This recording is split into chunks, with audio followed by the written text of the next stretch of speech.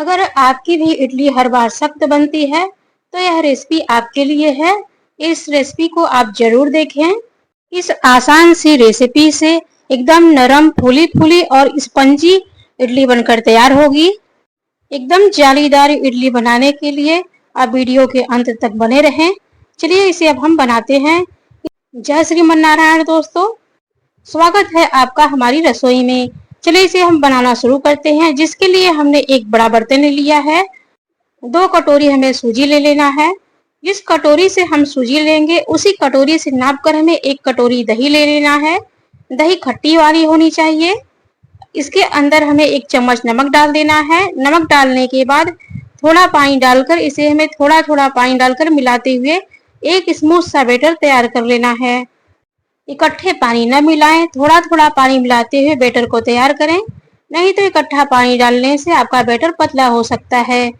इडली के बैटर को हमें आधा से 1 घंटा के लिए ढककर रखना है ताकि सूजी अच्छी तरह से फूल जाए। अब हम इडली के लिए एक चटनी तैयार कर लेते हैं। जिसके लिए हमने 2 टमाटर, 3 हरी मिर्च, 1 मीडियम साइज का प्याज और लहसुन की कलियां ले ली हैं। उसे हम मोटे मोटे टुकड़ों में काट लेंगे।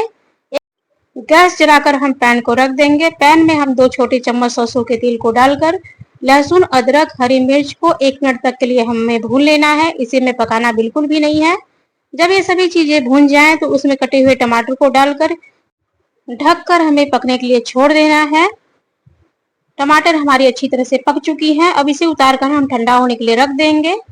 टमाटर हमारे ठंडे हो चुके हैं। अब इसके ऊपर के छिलके उतार कर हम मिक्सी जार में डाल देंगे।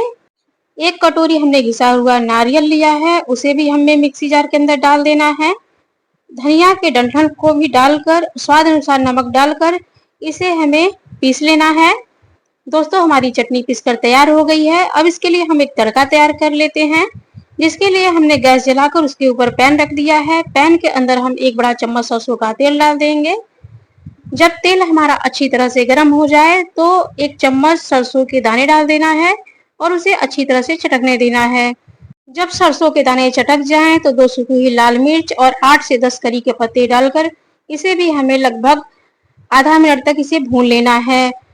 तड़का हमारा तैयार है। तड़के को हम चटनी के अंदर डाल देते हैं और तड़के को अच्छी तरह से चटनी में हम मिला लेते हैं। इडली का जो बैटर हमने ढका हुआ था वो थोड़ा गाढ़ी हो चुकी है। अब इसके अंदर हमें 1 पैकेट इनो का फाड़ कर डाल देना है। यहाँ पे दोस्तों ध्यान देने वाली बात है कि अगर हम आधा किलो सूजी का इस्तेमाल कर रहे हैं तो हाँ हम 1 पैकेट इनो का इस्तेमाल करेंगे। अगर हम 1 किलो सूजी का इस्तेमाल कर रहे हैं तो वहाँ पे हमें 2 पैकेट इनो का इस्तेमाल। इनो को फाड़ कर हम बैटर के अंदर डाल देंगे और इसे पानी डालकर अच्छे से मिला लेंगे। दोस्तों जो हमारे इडली का बैटर है बहुत ज्यादा ही गाढ़ा है, इसलिए इसमें हम थोड़ा और पानी मिलाकर इसे थोड़ा और पतला कर लेंगे। बिल्कुल इसी तरह से हमें पतला करके तैयार कर। अगर हमारा इडली का बैटर इससे थोड़ा पतला हुआ तो सूजी हमारी बिल्कुल भी फूलेगी नहीं, इसलिए इस बात का खास ख्याल रखें। अब हम सांचों को निकाल कर उसमें थोड़ा तेल लगा सभी सांचों में अच्छी तरह से हमें तेल को लगा देना है। तेल को हमने अच्छी तरह से लगा दिया है। अब हम इन सांचों के अंदर इडली के बैटर को डालेंगे। दोस्तों आप हमारी इस रेसिपी को किस गांव किस शहर से देखते हैं, आप हमें कमेंट करके जरूर बताइएगा। इसी तरह से हमें सारे सांचों में तेल को अच्छी तरह से लगा देना है।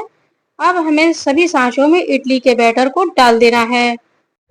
इडली के सभी सांचों में बारी बारी से करते हुए हम बैटर को भर लेंगे। बैटर को भरते वक्त ध्यान दें कि ज्यादा न भरें, क्योंकि जब हम इडली को स्टीम करेंगे तो ये फूलकर बड़ी बड़ी हो जाएंगी। दोस्तों जो हमारी सूजी की इडली होती है बनाने में बहुत ही आसान होती है। हमें इसमें किसी प्रकार का झंझट करने की आवश्यकता नहीं होती। न तो हमें भिगोना पड़ता है, न तो हमें पीसना पड़ता है। बिल्कुल ही आसान तरीके से बनकर तैयार हो जाती है। इडली के जो सांचे हैं सभी सांचों में हमने इडली के बैटर को भर दिया है। गैस को जलाकर हमने इडली के बर्तन को पहले से ही गर्म होने के लिए रख दिया था। इसमें अच्छी तरह से भाप बन चुकी है। अब हमें सभी सांचों को बर्तन के अंदर डालकर इसे हम लो फ्लेम पर पकने के लिए रख देंगे। इसे पकने में लगभग 5 से 7 मिनट तक का समय लगेगा। अब इसे हम खोलकर चेक कर लेते हैं कि हमारी इडली पकी है या नहीं। एक सींक या एक चाकू से गोद कर आप इसे देख सकते हैं कि इडली हमारी तैयार है कि नहीं। जब चाकू या सीख एकदम क्लीन बाहर आए तो समझ लीजिए आपका इडली बनकर तैयार है। अब इडली के सारे सांचों को हम बाहर निकाल कर रख देंगे और इसे ठंडा होने के बाद इसे चाकू से हम निकाल कर बाहर रख लेंगे। इसी तरह से हम सभी इडली को बनाकर तैयार कर लेंगे। हमारी इडली बनकर तैयार है। अब हम इडली के ऊपर चटनी डालकर सर्व कर देते हैं। आप इस सूजी की इडली को नारियल की चटनी सांभर के साथ खाएं। ये खाने में बहुत ही स्वादिष्ट लगती है। आप बच्चों के लंच बॉक्स में भी दे सकते हैं। दोस्तों आइए हम आपको दिखाते हैं कि हमारी जो इडली है वो कितनी ही सॉफ्ट, जालीदार और मुलायम बनकर तैयार हुई है। आइए एक को हम तोड़कर दिखाते हैं कि इसके अंदर कितनी अच्छी तरह से जाली बनकर तैयार हुई है। दोस्तों आज की हमारी यह रेसिपी आपको कैसी लगी कमेंट करके जरूर बताएं। वीडियो को लाइक करें, हमारे चैनल को सब्सक्राइब करें। फेसबुक पेज पर देखते हैं तो